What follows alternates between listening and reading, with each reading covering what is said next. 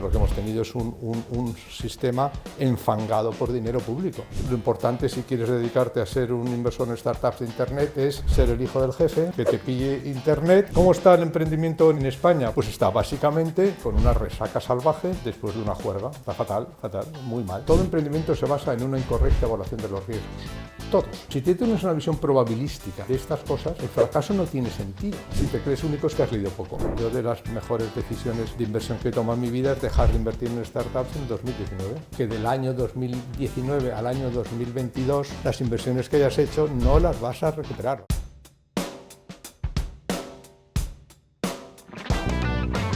Bienvenidos a un nuevo episodio de No Surrender, el podcast donde exploramos historias de emprendedores, sus errores, aprendizajes y mucho más. Hoy tenemos a Luis Martín Caviedes. ¿Qué tal? Muy buenos días. Buenos días. Un referente en el mundo del Venture Capital, que empezó su trayectoria en la empresa familiar y luego finalmente se dedicó a invertir en empresas como BlaBlaCar o Privalia. En el episodio de hoy hablaremos sobre el ecosistema emprendedor, un poco también sobre la burbuja que hay de las startups y sobre todo tu trayectoria. Muy bien. Mira, empezaremos con una serie de preguntas rápidas, son 3. La primera es, ¿qué libro recomendarías para cualquier persona? Un libro muy importante que recomendarías. Bueno, yo me cuesta recomendar uno porque soy un lector y además soy un lector obsesivo. Yo estudié filosofía, me encanta leer, entonces hay muchos. Pero si tuviese que hacer uno, a mí el que más me ha marcado sin duda es Food by Randomness de Taleb. Hace mucho, es un libro ya un clásico. Y yo creo que es el que más me ha cambiado la manera de pensar y además que creo de los que más aplicaciones tienen a esto de lo que nos dedicamos, que es a inversión con incertidumbre, ¿no? ¿Las redes sociales o medios tradicionales? ¿Qué prefieres para informarte? No, yo medios tradicionales. Creo que bueno, es donde empecé, ¿no? Esto sería contrario a mi ADN, ¿no? Medios tradicionales. ¿Y un referente empresarial que admires? ¿Y por qué? Yo soy un poco de mitos, muy poco de mitos. No me gustan los mitos, no hay cosa que, o sea, no. Creo que hay mucha gente que admirar, pero si tuviese que decir alguno, seguramente diría Amancio Ortega, ¿no? ¿Por qué? Precisamente por lo que tiene de antimito, ¿no? Porque no es, nadie puede pensar que es ni un visionario ni nada, es un trabajador incansable, con mucha vista, pero no es ningún mito. O sea, estoy en contra de los mitos. Y ahora, para el que no te conoce, estudiaste filosofía y luego empezaste dirigiendo una empresa familiar y luego ya te pusiste en el mundo del Venture Dev. Cuéntanos un poco sobre tu trayectoria. Muy bien. Yo estudié filosofía porque me lo podía permitir. A mí yo pensaba que la universidad tenía que ir a formar la cabeza, no a conseguir un oficio. Seguramente porque pensaba que el oficio ya lo tenía asegurado, ¿no? Entonces es un lujo. Yo tuve un lujo que no mucha gente tiene, que es estudiar lo que me dé la gana. No ir a la universidad a estudiar un oficio, ir a la universidad a formarme como persona. Y estudié filosofía, estoy encantado de haber estudiado filosofía, creo que es la mejor formación que se puede tener. También es verdad que yo la filosofía que estudié era una filosofía un poco atípica, yo no me interesaba tanto la metafísica, ¿no? A mí lo que me interesaba y me ha interesado toda la vida es los límites del conocimiento, ¿no? Esto, perdonad un poquito la digresión, pero hay una... Kant decía que hay 3 preguntas realmente importantes en la filosofía, ¿no? Que es ¿qué puedo esperar?, que es el mundo de la metafísica y la teología y todo esto. ¿Qué debo hacer?, que es el mundo de la ética y la estética. Y el tercero, ¿qué puedo conocer?, que es todos los límites del conocimiento, y la razón, la lógica, los fundamentos de la ciencia. A mí es esta parte la que me interesaba y es a lo que me dedicaba y ha sido una inquietud intelectual que he tenido toda mi vida. Entonces, pues dediqué los mejores años de mi vida a eso. Después, como no quería que eso fuese mi oficio, fui aquí a Barcelona, me hice un máster de IES, aprendí lo que se supone que era ser un proyecto empresario. Y estuve por ahí dando vueltas, haciendo cosas tan tecnológicas como vender máquinas de escribir electrónicas.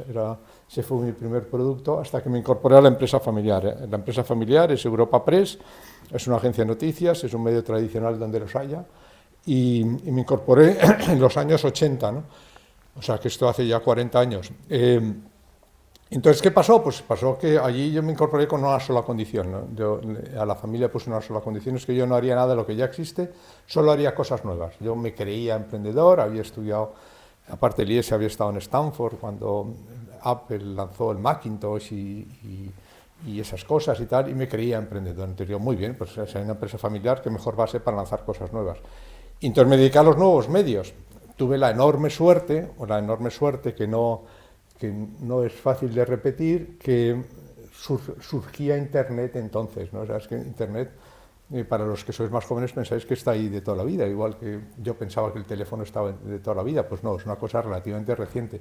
En el 92 a mí me contaron lo que era Internet y yo vi que aquello era hecho a medida de las agencias. O sea, tú imagínate, te dedicas a vender melones. Entonces viene un señor y te cuenta que han inventado una cosa que se llama la Internet, que puedes vender melones a cualquier persona del mundo y que encima el coste de distribución o de logística es coste cero. Bueno, pues eso era justo Internet para una productora de noticias, que es lo que es Europa Press. Podíamos mandar nuestros productos, nuestros melones, que son nuestras noticias, a cualquier ordenador del mundo y encima a un coste de transmisión cero. Entonces, en el año 92 apostamos brutal, fue un all-in a Internet cuando fuimos de los primeros en hacerlo, ¿no? Y claro, esto no es que yo fuese mucho más listo, porque igual que lo había visto yo, lo veía bastante gente, no todo el mundo, pero sí que había gente que lo veía, oye, que esto es muy serio para los medios de comunicación, que esto es muy serio para los negocios y que esto es una revolución tecnológica importante. ¿Cuál es la ventaja que tenía yo? Pues una ventaja muy curiosa, y es que yo era el hijo del jefe, no tenía que pedir permiso a nadie para hacer lo que me daba la gana. Entonces cogí y dije, pues los mejores periodistas, estos recursos, o sea, lo que hice creo que bien es ser el hijo del jefe y poder hacer lo que me da la gana, porque yo hablaba con otras personas que eran igual de visionarias que yo y me decían, claro, yo tengo que convertir, yo soy periodista, soy redactor, tengo que convencer al jefe de redacción, que tiene que convencer al director, que tiene que convencer al consejo para que al final nos dejen comprar un ordenador conectado a Internet, ¿no? Y yo llegaba y decía, no, aquí nos vamos 4 piratas a aquella habitación y empezamos a vender noticias por Internet. Entonces fuimos los primeros en vender a Microsoft, cuando lanzó Windows 95, a Yahoo, a Telefónica, a todo el mundo. Y eso es como desde el año 92 nos dedicamos a Internet. A final de la década, esto ya no va a ir tan lento, ya aquí acabo con esto, a final de la década empezaron a aparecer por allí una gente muy curiosa que son los emprendedores. Y claro, yo estaba acostumbrado a negociar con Microsoft y con grandes empresas. Esto era chupado. Negociar con estos señores era chupado. Decían, yo quiero noticias. Y digo, bueno, pues yo tengo noticias. Yo quiero tu dinero y tú tienes dinero. Yo te doy noticias, tú me das dinero. Estupendo, ¿no? Un negocio de toda la vida. Y eso es lo que llevamos haciendo ya 8 años en Internet, ¿no? Con estas grandes marcas. Pues los emprendedores eran un poco distintos. Estos tipos o tipas graciosísimos decían, oye, que quiero tus noticias. Y digo, ya se ve, pero no parece que tengas mucho dinero, ¿no? Dice, no te lo explica bien. Quiero tus noticias y quiero tu dinero. Digo, explícame eso. Sí, quiero tus noticias y quiero tu dinero para hacer mi empresa. Digo, esto me lo tienes que explicar bien, ¿no? Entonces me lo explicaban bien y digo, bueno, pues algo me tendrás que dar, porque si no se me queda cara de tonto, ¿no? Pero es que no tengo nada. Y entonces pensando, dice, oye, que no tienes nada, ¿no? Bueno, pero tienes una empresa. Bueno, si tengo una empresa, pues dame un cacho de tu empresa, hijo. Algo me tendrás que dar por mi dinero y por mis noticias. Y me daban un cacho de la empresa. Y entonces eso lo hicimos con 10 o 12. Una de ellas fue Olé, que fue lo que luego compró Telefónica para lanzar Terra, la primera gran, digamos, el primer super unicornio, porque eran unicornios de entonces que hubo en España. Y en ese negocio, pues como familia ganamos más de lo que habíamos ganado en 30 años haciendo noticias. Y entonces yo tenía 30 y tantos años y mi padre, que era muy listo, me dice, oye, hijo, yo esto de Internet no lo entiendo, pero sigue buscando el próximo Olé, tú dedícate a eso. Y eso es lo que hago desde el año 98, buscar el próximo Olé, invertir en startups, en fases muy iniciales, en negocios que conozco. Al principio eran contenidos, luego fue e-commerce, luego fue economía colaborativa, luego fintech, luego fue eso. O sea que esa es la historia, perdonar la batallita de abuelito, pero esa es justo la historia, ¿no? La moraleja es que lo importante, si quieres dedicarte a ser un inversor en startups de Internet, es ser el hijo del jefe, que te pille Internet y luego ya pues ser quizá un poco osado en hacer 4 o 5 inversiones y luego tener suerte y que una de ellas sea Olé. Si consigues esto, pues consigues convertirte en un inversor de Internet, ¿no? Es muy interesante cómo explicas los orígenes del mundo de la inversión. Ahora hablaremos posteriormente de tus nuevas inversiones. Pero me gustaría saber cuál es tu visión a día de hoy sobre el emprendimiento en España, cómo ves qué salud tiene el emprendimiento en España y cuáles son sus principales virtudes y sus defectos. Bueno, vamos a ver, yo llevo en esto 25 años, ¿no? Entonces he visto, este es un negocio cíclico, ¿no? Y entonces una de las ventajas que creo que puedo tener como inversor es que yo ya viví 2 burbujas, ¿no? Por lo menos, y esta pues es una más, ¿no? Entonces, ¿cómo está el emprendimiento en España? Pues, como siempre, hay que distinguir dos, el emprendimiento que no se ve y el emprendimiento que se ve. El emprendimiento que no se ve, igual que siempre, sanos. Como decía, hay Amancio Ortegas naciendo en España en este momento, no te quepa la menor duda. No te quepa la menor duda, porque hay por ahí gente creando empresas y algunos de ellos pues llegarán a tener un éxito muy grande. Lo que se entiende como el ecosistema emprendedor, pues está básicamente con una resaca salvaje después de una juerga. Entonces está en un estado casi comatoso, ¿no? Está fatal, fatal, muy mal. No hay inversión y no hay emprendimiento de este. ¿Por qué? Bueno, pues porque hubo muchos excesos anoche y hoy toca resaca, entonces está en un momento de resaca. Entonces hay dos emprendimientos, el emprendimiento, digamos, del que es un emprendedor, que es un empresario con la L, que crea una empresa que vive de sus clientes, que está igual y que nunca ha cambiado, y luego un emprendimiento basado en empresas que pensaban que el emprendedor debía sacar el dinero a los inversores en vez de sacárselo a los clientes, y ese pues está muy tocado, ¿no? Muy tocado, y yo creo que gracias a Dios, o sea, yo creo que esto es muy sano, y tampoco es que me llame mucho la atención, estos son ciclos y ahora toca esto, ¿no? Es muy sano, es como un bosque pues, que acaba de arder, bueno, pues nada, pues de aquí saldrá un bosque más sano, ¿no? Tampoco tengo una visión dramática, tengo una visión estrictamente cíclica. Y Luis, en este podcast buscamos sobre todo explorar los errores y aprendizajes de los emprendedores y de los empresarios. ¿Nos podrías decir cuáles crees que son los más comunes? Yo creo que un poco lo que he dicho, yo creo que lo más importante es no perder de vista nunca que una empresa vive de sus clientes, no de sus inversores. No vive de hacer PowerPoints para ir a Demo Days, donde consigue hacer rondas. Vive de crear productos que haya gente que esté dispuesta a abrir la cartera para pagar por ellos. Esto es como lo que es para mí el aprendizaje fundamental y lo que para mí es la clave del emprendimiento, ¿no? Luego, ya secundarios, hay miles de cosas que hemos aprendido todos y que yo creo, yo el primero, ¿no? Porque de esto, como la ventaja es que nadie sabía nada, pues todo el que sepa algo es que lo ha aprendido, y normalmente a base de golpes, ¿no? Pero yo creo que el segundo aprendizaje sería y que está relacionado con lo anterior, es que no puedes dejar como emprendedor que tu empresa la gobiernen los inversores, o sobre todo que no está el servicio. O sea, hay muchos emprendedores que han creado una empresa y luego se han cargado esa empresa por intentar entrar en el modelo del inversor. La empresa no debe estar al servicio de los inversores, ni gobernada por los inversores, ni sometida a los objetivos de los inversores, sino de los empresarios o de los emprendedores. Entonces esto, digamos, el segundo error, por resumirlo, sería demasiadas empresas jugando el juego del venture capital. Y eso es peligrosísimo para las empresas, ¿no?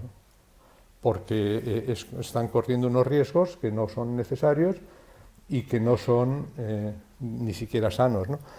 El inversor, como yo, pues es un inversor diversificado, ¿no? O sea, hay muchas veces ves a inversores decirle a los emprendedores, no, estamos en el mismo barco. Mentira, eso es mentira. Tú tienes un bote de remos y yo tengo una flotilla, yo tengo 140 startups, ¿no? Si tu bote se va al fondo, te hundes tú, yo no, yo salto al de al lado, me voy al de al lado. Yo estoy diversificado, yo necesito retornos de 10 por o del 100 por, pero tú no. A mí tu empresa me importa muy poco, a mí lo único que me importa es jugar a tener outliers o a tener unicornios, y ese es un juego que a ti no te interesa, ¿no? Podríamos poner muchos ejemplos, pero claro, está claro que por poner un ejemplo tópico, para el Reino de España o para Isabel II, pues fue una buena inversión financiar a Colón. ¿Fue una buena decisión subirte a 3 carabelas y decir que va a haber por ahí un continente que va a dar la vuelta al mundo? No, fue un error garrafal. Lo que pasa es que por 100 que salieron, uno lo consiguió. Si tú inviertes en esos 100, vas a ganar. Pero los otros 99 tomaron una decisión irracional. Entonces, esto de pensar que lo que tienes que hacer es seguir, digamos, las directrices y jugar el juego del venture capital es peligrosísimo. ¿Qué diferencia en esencia un emprendedor exitoso de uno que fracasa? El éxito, está claro. Y esto es, a mí lo que me gusta realmente más que invertir es navegar, ¿no? Y entonces hay un dicho que decimos, cuando el barco corre se te pone cara de listo. O sea, tú te subes a un barco que corre y se te pone cara de listo. Pues esto es, bueno, es como un caballo, ¿no? Entonces, ¿qué diferencia entre los jockeys que ganan y los que no ganan? Pues que están subidos a mejores caballos, básicamente. Está sobrevalorado el peso que tiene el emprendedor en el éxito de su proyecto, ¿no? Yo he visto emprendedores que son rubios, que son morenos, que son altos, que son bajos, que son gordos, que son delgados, que son chicos, que son chicas, que son de todo.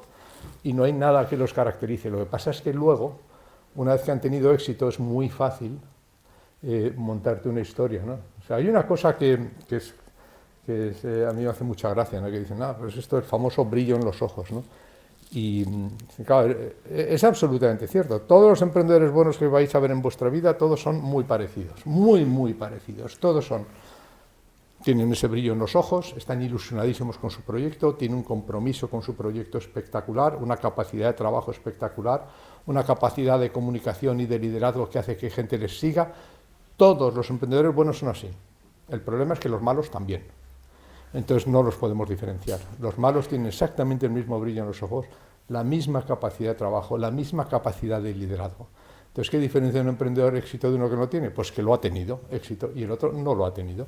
Y hay que asumir, y esto es mi parte más filosófica, que esto es un juego muy aleatorio, un juego en el que el número de cosas que está bajo el control del emprendedor es muy limitado, y por lo tanto es un juego que tiene mucho sentido jugar como inversor, porque es un juego de probabilidades y de entornos inciertos.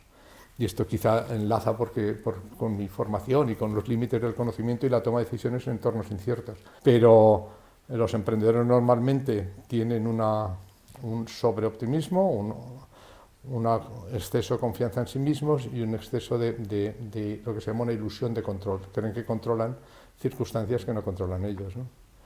O sea, los emprendedores, básicamente, todo emprendimiento se basa en una incorrecta evaluación de los riesgos. Todos. Y por lo tanto es una decisión, digamos, no racional. Ningún emprendedor, si hicieses un buen cálculo de probabilidades, ningún emprendedor emprendería. Gracias a Dios, hay unos cuantos personas en el mundo que están locos, que están dispuestos a subirse a 3 carabelas y dar la vuelta al mundo. Bueno, ¿eso es una decisión racional? Pues no, mira, no. ¿Nos beneficiamos como sociedad de que existan estos? Sí. ¿Hay que ponerles monumentos? Sí. Pero están locos. Y bueno, se habla mucho del miedo al fracaso como un freno psicológico para emprender. ¿Estás de acuerdo? Y luego también, ¿esto tú lo has vivido en tus propias vivencias? Bueno, es que claro, si tú tienes una perspectiva como la que yo acabo de contar, esto no es un fracaso, esto es un falso positivo. Esto es un experimento que no ha salido. O sea, si tú tiras el dado y sale el 4, ¿qué culpa tiene el 3? ¿Ha fracasado el 3 porque tú tiras el dado y sale el 5 o el 4? No ha fracasado. Lo lógico es que le toque una de 6. Entonces, si tú tienes una visión probabilística de estas cosas, el fracaso no tiene sentido. Podrá ser, si acaso, un falso positivo o podrá ser una distribución estadística, pero el fracaso no tiene ningún sentido. El miedo al fracaso es también exceso, es ilusión de control, es pensar que has fracasado porque tú has hecho algo mal. Esto es muy occidental, pensar que si algo ha salido mal, alguien ha hecho algo mal, alguien tiene que tener la culpa, ¿no? Y entonces, pues eso, antes se cogían y se sacrificaban ovejitas, porque alguien habrá hecho algo mal, si hay tormenta, ¿no? Si hay tormenta, será que alguien ha hecho algo mal. Entonces, si alguien ha hecho algo mal, pues hay que sacrificar ovejitas para que cese la tormenta o para que empiece a llover. Bueno, pues yo creo que esto hay que superarlo un poco, no hay que sacrificar a nadie, porque esto es jugar en entornos inciertos, a veces sale una cosa, a veces sale otra, ¿no? El fracaso es un término que había que desterrar, ¿no? Entonces, una vez desterrado, yo en aquella época que os contaba al principio invertí en 10 inversiones, hice 10 inversiones y salieron mal 8, y claro, no se lo decía a nadie, estaba avergonzado, digo, joder, me ha salido mal 8, ¿eh? Y 2 me han salido muy bien, claro. Pero me salió mal 8. Y luego hice otras 10, joder, volvieron a salir mal 8. Y cuando has hecho más de 200, porque he hecho startups y otras cosas, pero más de 300 inversiones, pues me siguen saliendo 8 mal de cada 10. Fracaso 8 de cada 10 veces. Y ya cuando tienes 60 años aprendes a convivir con ello. Y dices, pues mira, hijo, pues se ve que soy más tonto que la media, ¿no? Y que a mí yo tengo que jugar con las estadísticas a mi favor, con lo cual voy a asumir que voy a tener 8 de 10. Pero como siempre, si te crees único es que has leído poco. Ese es el porcentaje natural de mortandad de una startup. El 80% se van a ir al garete. Lo cual tiene mucha gracia, porque claro, tú te pones delante 10 emprendedores, le dices, 8 de cada 10 empresas van a fracasar. Entonces, ¿qué hacen todos? Miran y dicen, ¿quién será el otro que se salva? Porque obviamente yo soy del 20% que se va a salvar. ¿Quién es el otro que se salva? Pues no es que el otro se salva, la correcta manera de leerlo es, tú tienes un 80% de probabilidades de fracasar, o de que no salga el proyecto. Y pues juegas con probabilidades, que es lo que hacemos los inversores, ¿no? Antes de empezar a grabar el podcast, hemos estado hablando de los concursos de empresa, el tema de las reestructuraciones. Cuando terminó la pandemia hubo un boom en el mundo del e-commerce, hubo un crecimiento exponencial a nivel de ingresos y hubo muchas empresas que empezaron a endeudarse más de sus posibilidades. Mi pregunta va enfocada en relación a lo que habéis vivido vosotros a nivel de inversión. ¿Habéis tenido alguna empresa en la que habéis invertido que ha sufrido una reestructuración? Esta es la primera pregunta. Y luego, si crees que los inversores tienen parte de culpa o tienen una culpa muy importante de provocar esta inflación a nivel de endeudamiento de las empresas que ha provocado que a día de hoy tengan que sufrir un procedimiento de reestructuración. Bueno, claro que me ha pasado en varias, ¿no? Y vamos, yo en el fondo 4, pues hicimos 40 y tantas, pues cuenta que 30 más o menos pasaron por un proceso parecido, ¿no? Es parte de lo que hay que hacer, ¿no? O sea, lo que hay que hacer es pasar por eso, hacerlo bien, ¿no? Hacer frente a tus obligaciones primero con el personal, luego con el Estado, o primero con el Estado y luego con el personal, no vaya a ser que Hacienda lo vea de otra manera, pero bueno, el Estado, el personal, luego con tus proveedores, luego con tus deudores y por último con tus socios. Intentar hacerlo bien, y se puede hacer bien o se puede hacer mal. Si lo haces bien, pues nadie puede echarte en cara, peleaste lo que pudiste y salió o no salió. Entonces, estos son procedimientos legales que nos hemos dado como sociedad para favorecer la toma de riesgos o que no corras un riesgo personal por correr además el riesgo de negocio de crear una empresa. Y esto es sanísimo, ¿no? Si no, además de locos, habría que decirles que no lo hicieran. O sea, si las consecuencias de que una empresa fallase fuesen más allá de las que son ahora, pues yo no dejaría a nadie que montase una empresa. ¿Qué importancia tienen ahí los inversores? Has hecho varias preguntas muy buenas y muy relevantes, ¿no? Primero, el mundo del e-commerce. El mundo del e-commerce post-pandemia o en pandemia, ¿no? Bueno, en pandemia, claro, yo recuerdo era una emprendedora que me llama y me dice, oye, yo si me hubiesen preguntado ¿qué le pides a los reyes? Y habría dicho, pues que cierre mi competencia y que no pueda abrir, ¿no? Ya eso no se puede pedir a los reyes. Pues tío, me lo han dado. Han cerrado todas las tiendas y no puede ir nadie a comprar y soy el único que puedo vender. Entonces hubo una explosión brutal del e-commerce, ¿no? Muchos, y yo el primero, pensamos que eso iba a quedarse. Porque claro, yo quizá porque me dedico a esto, o sea, yo lo que no entiendo es que una persona vaya a una tienda. Es que me parece, yo no sé cuánto tiempo hace que no voy a una tienda, es que me parece que es totalmente arcaico.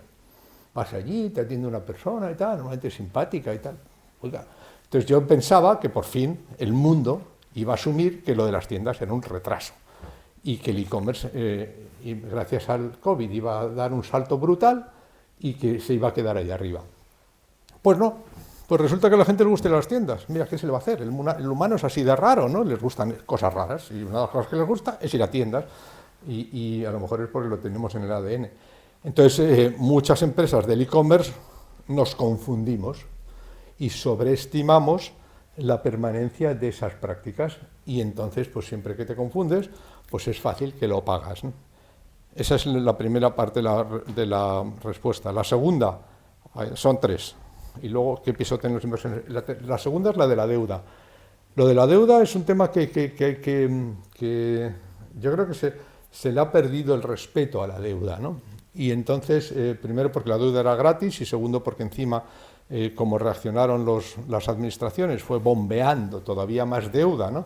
Para salvar la situación, que yo no digo que estuviese mal, pues hubo un momento en el que la deuda parecía dos cosas, gratis y no-brainer, y era obvio, ¿no? Porque si tú crees que estás en un negocio en crecimiento y encima te la dan con lo que parecía que eran avales y todo, pues era como un no-brainer coger esa deuda, ¿no? Bueno, luego lo que hemos aprendido es que no se debe, que es una tercera de las lecciones, o sea, la tercera lección, quizá de las que me preguntasteis al final, es que si no tienes un cash flow positivo, no te endeudes. Si no tienes un cash flow, esto, aunque parezca que es gratis, aunque parezca que no sé qué, la deuda tiene una peculiaridad, y es que hay que devolverla. Es por eso se llama deuda. Entonces, si tú no tienes capacidad de generar caja para devolver la deuda, no te endeudes. Bueno, pues esto no se hizo siempre, y hay empresas que se sobreendeudaron. ¿Por qué? Porque había una oferta brutal de crédito y encima a coste cero o casi cero. Entonces, pues por supuesto, muchos startups y muchos empresarios se sobreendeudaron, ¿no? Y luego, claro, cambiaron las tornas y empezó a pasar que sí que había que pagar esa deuda y que empezaban a tener un cierto tipo de interés. Entonces está claro que tenemos una resaca de deuda como sistema económico brutal y que eso va a traer va a tener malas consecuencias, ¿no? Y ya está teniendo ya malas consecuencias, ¿no? Y la tercera pregunta que me has hecho, que es que no quiero obviarla, es el peso de los inversores en esto. Exagerado, brutal, nos hemos confundido los inversores y los emprendedores han confundido dejando a los inversores tomar esa decisión. Entonces, sí, sin duda, yo creo que hay demasiada empresa que ha hecho demasiado caso a sus inversores y ha corrido un riesgo sobre riesgo, ¿no? A mí no me gusta beber, pero vamos, te puedes tomar si quieres un día un ron con Coca-Cola, ¿no? Pero si al ron con Coca-Cola, que ya tiene bastante alcohol, o sea, bastante riesgo, le pones encima un chute de vodka, pues aquello es explosivo. Y entonces una startup o una empresa que tiene un negocio con riesgo, que encima le añades riesgo financiero, estás con un riesgo brutal. O sea, que un startup endeudado es una startup una startup entendiendo por una empresa que no genera cash flow positivo. Una empresa que no genera cash flow positivo y que encima se ha endeudado, pues se ha cometido un pecado mortal y probablemente no salga adelante, si la deuda es suficientemente grande. Y se habla mucho de la burbuja en el mundo de las startups. ¿Crees que todavía estamos en esa fase o que ya ha pasado? No, y ya luego, sí. bueno, ¿cómo piensas, o sea, si la financiación pública ha tenido bastante influencia y cómo esto ha podido afectar a los unicornios, a las grandes startups? Bueno, vamos a ver, son muchas preguntas y todas muy buenas, ¿no? Sí, la burbuja ya ha pasado y ha explotado. No creo que nadie piense que estamos donde estábamos en el 2020 y 2021. Esto se ve muy bien porque hay muchos estudios académicos que demuestran que, claro, los estudios académicos siempre pasa lo mismo, ¿no? La primera vez que los lees te parece genial y la segunda vez te parece una verdad de perogrullo que no sabes cómo no se le había ocurrido a nadie antes, ¿no? Entonces hay muchos estudios que demuestran que la rentabilidad de la inversión en capital riesgo es cíclica. 1. Y 2. ¿Y de qué depende la cantidad de la rentabilidad de un año en concreto? De la cantidad de dinero que entra. O sea que cuanto más dinero entra en un año en el sistema capital riesgo, menor es la rentabilidad de las inversiones en ese año. Y esto está perfectamente graficado y es demostrado. Y es de aquellas cosas que la primera vez que la ves, joder, qué genial este profesor, y luego dices, pues claro, de cajón, cuanto más dinero entra, menos rentabilidad. Entonces, claro, durante muchos años, sobre todo desde el 2019, había un montón de titulares que decían récord de inversión en startups. Pues todo aquel que hubiese leído un poquito debería entender lo que entendía yo. Récord de baja rentabilidad esperada en startups. Y eso es lo que ha pasado. Entonces, los años que ha habido muchísimo dinero, pues son los años que van a ser menos rentables. Por eso yo de las mejores decisiones de inversión que he tomado en mi vida es dejar de invertir en startups en el 2019. Prácticamente no hacemos ninguna desde el 2019, cambiamos nuestra estrategia de inversión y nos fuimos a pymes rentables y con cash flows positivos. Entonces, está claro que hemos pasado por una etapa en la que había demasiado dinero. Había demasiado dinero. Primero, luego, ¿cómo liga esto con los unicornios, ¿no? Bueno, en España, el problema, claro, en España el negocio del capital riesgo, que no te cuenten historias, son funcionarios. La mayoría de los fondos de capital riesgo gestionan dinero público y lo pierden, pero bueno, eso es otro tema, o sea, que encima ni siquiera lo devuelven, pero es dinero público. El sistema el Venture Capital en España son funcionarios que gestionan dinero público. Eso ha hecho que ha entrado una cantidad salvaje de dinero con otros criterios que rentabilidad que hacía imposible invertir en España. ¿Por qué? Pues porque pensaban y decían, no, bueno, pues si en Estados Unidos tienen unicornios, nosotros vamos a tener unicornios, estaría bueno, ¿no? No vamos a ser menos chulos que ellos. ¿Y qué es lo que falta para que haya unicornios? Entonces a alguien se le ocurre decir, inversión, será por inversión, toma, ala, 13.000 millones. Entonces, bueno, pues lo que hemos tenido es un sistema enfangado por dinero público. Y esto ahora lo estamos pagando, estamos viendo la cantidad de dinero público de los contribuyentes que se ha tirado en financiar proyectos que no tenían ningún sentido. Eso en España, ¿no? Y aún así no tenemos ni la mitad de los unicornios, ¿no? Hay algunos que sí, o sea, tenemos idealistas con un unicornio de narices, ¿no? Pero no tenemos tantos que lo sean. Entonces, eso es lo que ha pasado. Y luego, en otros países, ¿qué es lo que ha pasado? Pues en otros países lo que ha pasado es que ha entrado muchísimo dinero en Venture y entonces hay que esperar que vayan a ser malos años. Todo el mundo, no todos lo reconocen, pero todo el mundo sabe en este sector que del año 2019 al año 2022 las inversiones que hayas hecho no las vas a recuperar una parte pequeña. Todos los fondos de ese año van a perder dinero de esos años, todos. A lo mejor se silban algunos, porque hay digamos, desviaciones estadísticas. Ahora, si tienes la suerte de haber invertido en, no sé, en alguna compañía, en OpenAI, cuando valía 100 millones, pues igual sí, pero más allá de lotería, la cantidad de dinero que se va a perder en capital riesgo en estos años va a ser brutal, porque ha entrado demasiado dinero. En el mundo y en España, decimos, pues nosotros queremos esa fiesta. Y entonces, en vez de pensar que el tamaño del negocio del capital riesgo depende del mercado, o sea, ¿dónde están los dos mercados más grandes de inversión y startups en el mundo? En Estados Unidos y en China. O sea, que esto es por política económica o no, o sea, a lo mejor es simplemente porque son los dos mercados más grandes del mundo. Entonces, pues no, nosotros queremos ser como ellos. Bueno, pues entonces a base de dinero público pues hemos creado una situación absolutamente artificial que estamos todavía pagando, claro, y que vamos a pagar durante un tiempo. Muchas gracias, Luis, se nos ha hecho muy corta esta charla. Hemos aprendido mucho sobre toda tu trayectoria laboral, profesional a nivel de inversiones y sobre todo pues, los consejos que has dado a nivel de inversión de startups, de pymes, todo el modelo de negocio que ha ido evolucionando a lo largo de estos años y te agradecemos muchísimo la participación. Así es, Luis, muchas gracias por tu tiempo, la verdad que es muy interesante, nos quedamos con todos tus tips y consejos que nos has dado y bueno, esperamos verte en un futuro episodio. Muchas gracias a todos y nos vemos en el próximo episodio de No Surrender. Adiós.